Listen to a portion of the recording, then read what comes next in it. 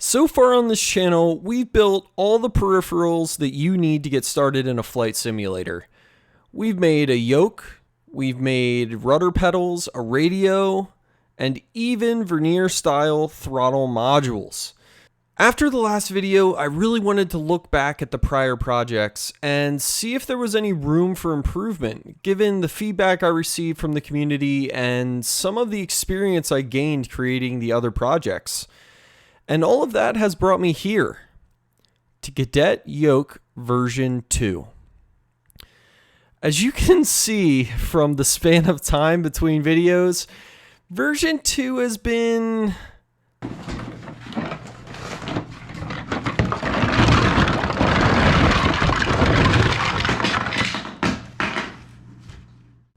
a process.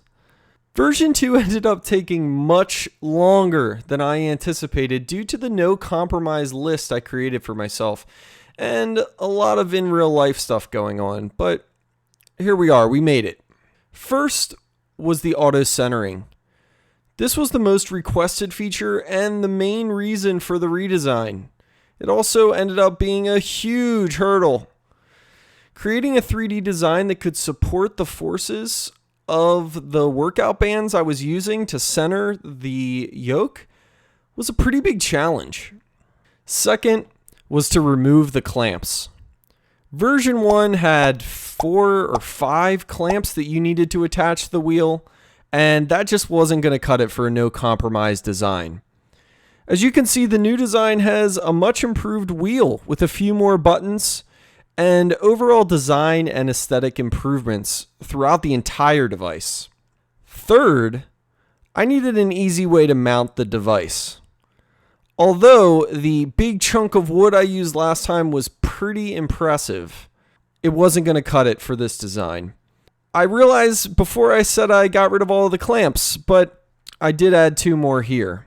Prototyping gave me the biggest headache in this part because the plastic parts I was trying to print were so big and they took so long to print that it was days between iterations of the design. This ended up having the easiest solution. I just opted for metal. It's much stronger and it was much cheaper than what I was trying to do. Lastly, I wanted to experiment with cable management. As you can see, the CadetYokev version 2 has a very unique cable management system, using Ethernet cables to carry most of the data, and a hub for future expansion. But more on that in another video. Lastly, if you enjoy these videos or are even just here for the STLs, please drop a like and subscribe.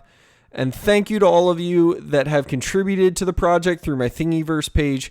I seriously couldn't have afforded to prototype this design without your help and without all those kind words in the comments section.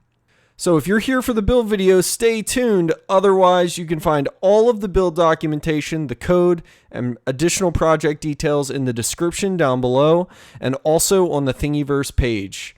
Now, please enjoy the build guide.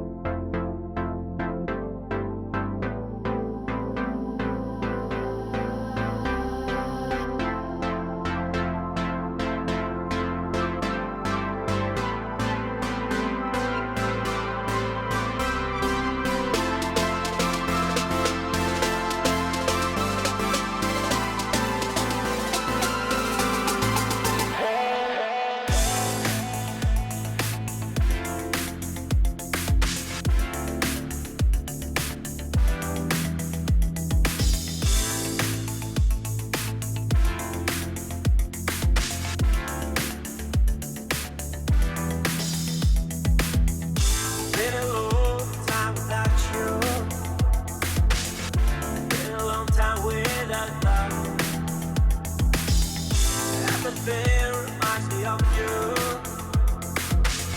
but everything is not enough.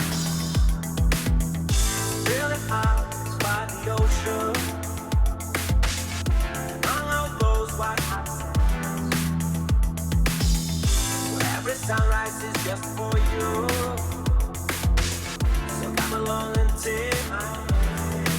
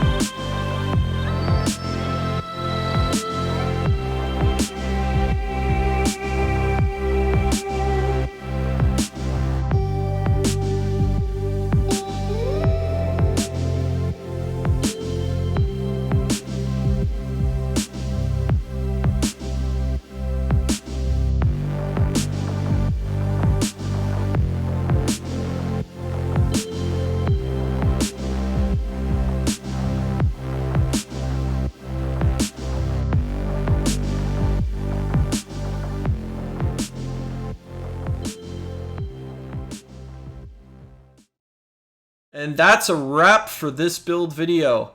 If you've stuck around for this long, please consider liking the video and subscribing to the channel. These videos seriously take me hundreds and hundreds of hours to create, start to finish, so any and all support is greatly appreciated. Remember that everything, the STLs, the steps, the code, the bill of materials, everything is available down in the description. It's also available on Thingiverse, along with all of the documentation that has tons of useful diagrams, information about the printing, everything you need to help you in your build. I have a few more videos lined up, but if you have a suggestion for a future project, please leave a video down below or shoot me an email. Thanks again and enjoy your build.